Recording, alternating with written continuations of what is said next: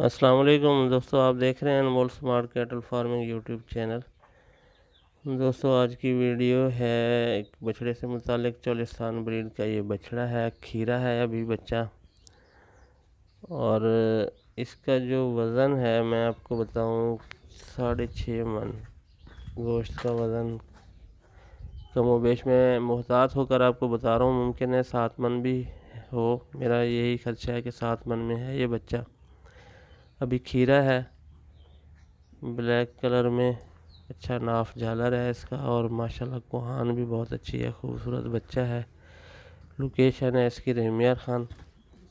ये देखें दोस्तों, हम कोशिश करें कि आपको हर एंगल से जानवर दिखा दें, कोई चीज़ आपसे छुपी ना रहे।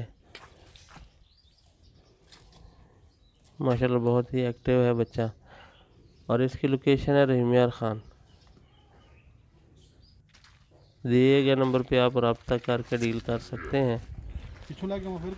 डिमांड की जा रही है इसकी 2.5 लाख रुपए। मज़ीद बारगेनिंग भी हो सकती है। दिलचस्पी रखने वाले दोस्त रब्ता कर लें। ये देखेंगे आप, ये देखेंगे।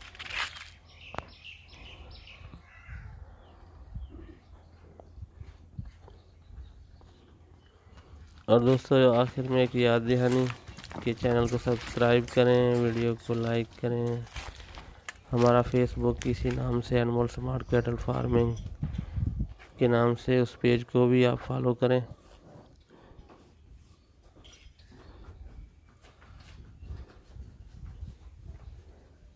ये देखें जनाब।